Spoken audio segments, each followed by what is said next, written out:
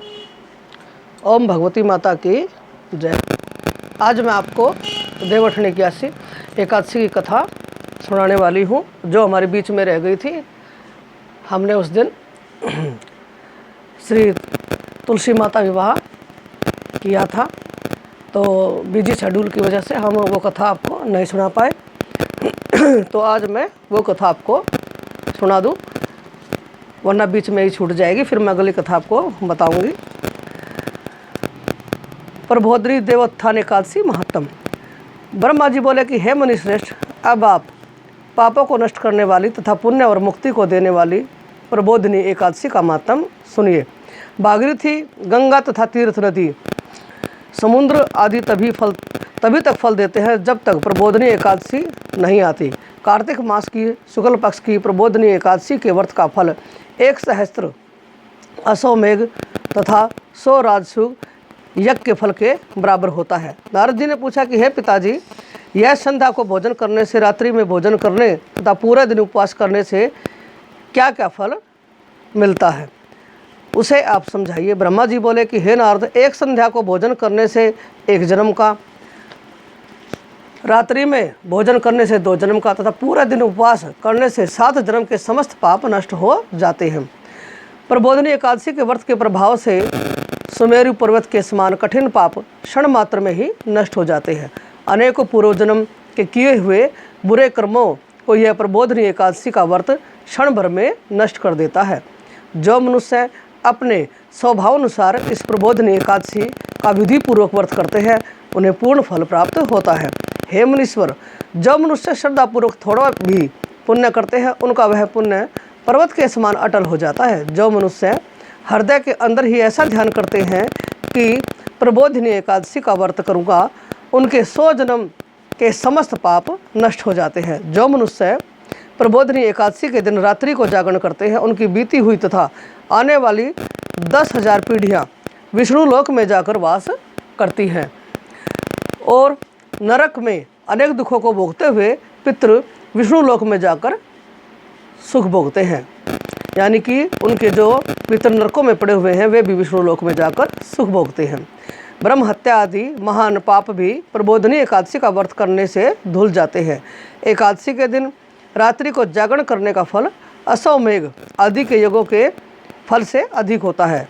समस्त तीर्थों में जाने तथा गौ स्वर्ण भूमि आदि के दान का फल कार्तिक मास की शुक्ल पक्ष की प्रबोधिनी एकादशी के रात्रि के जागरण के फल के बराबर होता है।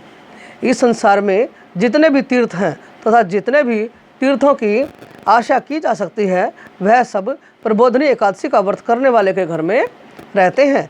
जो मनुष्य इस एकादशी के व्रत को करता है, वह योगीमान योगी, तपस्वी तथा इंद्रियों को जीतने वाला होता है, क्योंकि वह एकादशी भगवान विष्णु को अत्यंत प्रिय है। इस व्रत के प्रभाव से कामिका, वाचिका और मानसिक पाप नष्ट हो जाते हैं।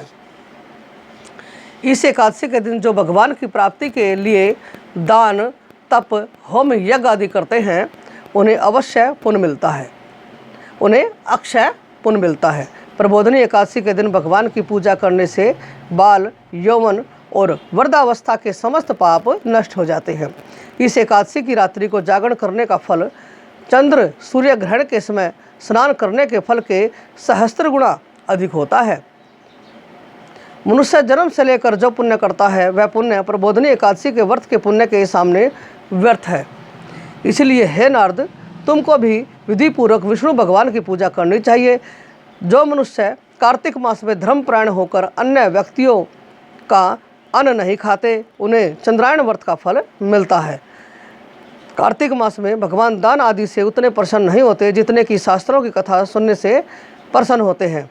कार्तिक मास में जो मनुष्य भगवान की कथा को थोड़ा बहुत पढ़ते या सुनते हैं, उन्हें 100 गौ के दान का फल मिलता है। मनुष्य अपने कल्याण के लिए विष्णु भगवान की कथा सुनते हैं, वे अपने कुटुंब का उद्धार करके 1 सहस्त्र गो दान का फल पाते हैं। जो मनुष्य प्रबोधिनी एकादशी के दिन विष्णु की कथा सुनते हैं, उन्हें 7 द्वीप के दान का फल मिलता है। जो विष्णु की भक्तिपूर्वक कथा सुनते हैं और कथा बाँचने वाले ब्राह्मण की यथाचित पूजा करते हैं तथा उसे संतुष्ट करते हैं, वे उत्तम लोक को जाते हैं। इस पर नारद जी बोले कि ब्रह्मा जी, अब आप एकादशी के व्रत का विधान कहिए और कैसा व्रत करने से कौन सा पुण्य मिलता है वह भी समझाइए। ब्रह्मा जी बोले कि हे नारद जी, इस एकादशी के दिन मनुष्य को ब्रह्म मुहूर्त में उठना चाहिए और नदी, तालाब, कुआं आदि पर स्नान करके व्रत का नियम ग्रहण करना चाहिए। उस समय भगवान से विनय करनी चाहिए कि हे भगवान, आज मैं निराहार रहूँगा और दूसरे दिन भोजन करूँगा, इसलिए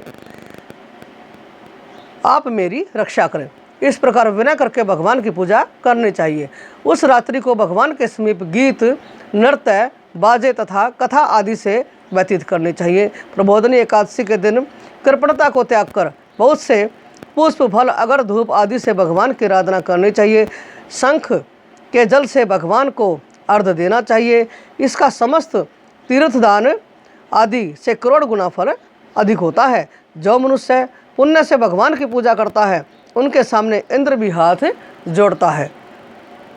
कार्तिक मास में जो विल्व पत्र से भगवान की पूजा करते हैं उन्हें अंत में मुक्ति मिलती है। कार्तिक मास में जो मनुष्य तुलसी जी से भगवान की पूजा करता है उसके 10,000 जन्म के समस्त पाप नष्ट हो जाते हैं। जो मनुष्य इस मास में श्री तुलसी जी के दर्शन करते हैं या छूते हैं या ध्यान करते हैं या रोपण अथवा सेवा करते हैं वे 1000 कोटि युग तक भगवान के घर में रहते हैं। समस्त मनोकामनाओं को पूरा करने वाले भगवान कदम्ब पुष्प को देखकर अत्यंत प्रसन्न होते हैं। यदि उनकी कदम्ब पुष्प से पूजा की जाए तो यमराज के दुखों को वो आदमी नहीं पाते। जो गुलाब के पुष्प से भगवान की पूजा करते हैं उन्हें मुक्ति मिलती है। जो मनुष्य बकुल और अशोक के फूलों से भगवान की पूजा करते हैं वे अत्यंत काल तक शोक से रहित होते हैं। जो मनुष्य विष्णु भगवान की सफ़ेद और लाल कनेर के फूलों से पूजा करते हैं उन पर भगवान अत्यंत प्रसन्न होते हैं। जो मनुष्य विष्णु भगवान की दुर्वा दल से पूजा करते हैं वे पूजा के फल से 100 गुना फल अधिक पाते हैं। जो भगवान की समी पत्र से पूजा करते हैं वे भयानक यमराज के मार्ग को सरलता से पार कर जाते हैं। जो मनुष्य चंपक पुष्प से भगवान विष्णु की पूजा करते हैं वे आवागमन के चक्कर से छूट जाते हैं। जो मनुष्य स्वर्ग का बना हुआ केतकी पुष्प भगवान पर चढ़ाते हैं उनके करोड़ों जन्म के पाप नष्ट हो जाते हैं। जो मनुष्य भगवान के पीले और रक्त वर्ण कमल से सुगंधित फूलों से पूजा करते हैं उन्हें श्वेत द्वीप में स्थान मिलता है। इस प्रकार रात्रि में भगवान की पूजा करके प्रातः काल शुद्ध जल की नदी में स्नान करना चाहिए। स्नान करने के पश्चात भगवान की पूजा करनी चाहिए। इसके बाद पूर्ति के लिए ब्राह्मणों को भोजन कराना चाहिए और दक्षिणा देकर मीठे वाक्यों द्वारा सभा करनी चाहिए।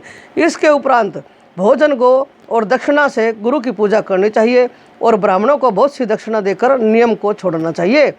ब्राह्मणों को यथाशक्ति दक्षिणा देनी चाहिए। जिस ब्राह्मण को रात्रि में भोजन करावें उसे स्वर्ण सहित बैल दान करना चाहिए। जो मनुष्य यात्रा स्नान करते हैं उन्हें दही और शहद दान करना चाहिए। जो मनुष्य फल की आशा करते हैं उन्हें फल का दान करना चाहिए। तेल की जगह घी और घी की जगह दूध और अन्नों में चावल दान करना चाहिए। जो मनुष्य इस व्रत में भूमि शयन करते हैं उन्हें सब वस्तुओं सहित सैया दान करने चाहिए।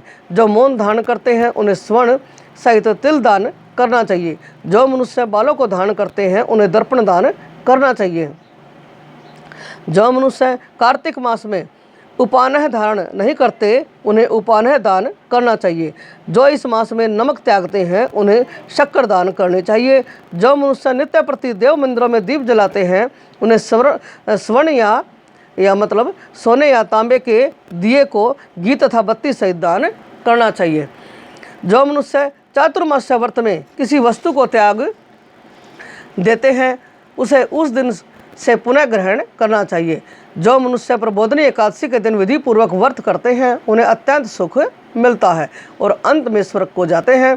जो मनुष्य चातुर्मास्य व्रत को बिना किसी विघ्न के पूरा कर देते हैं उन्हें फिर दोबारा जन्म नहीं मिलता।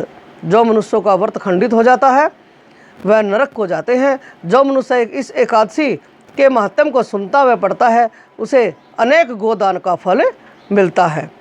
तो ये मैंने आपको देवउठनी गैस की कथा के बारे में बताया है। तो जो भी ये चैनल देखते हैं उन्हें अवश्य करनी चाहिए। जीवन में सभी मनुष्यों को एकादशी व्रत जरूर करना चाहिए। तो इन्हीं शब्दों के साथ धन्यवाद, और हमारा चैनल सब्सक्राइब करें, ज़्यादा से ज़्यादा वीडियो शेयर कीजिए, लाइक कीजिए। धन्यवाद।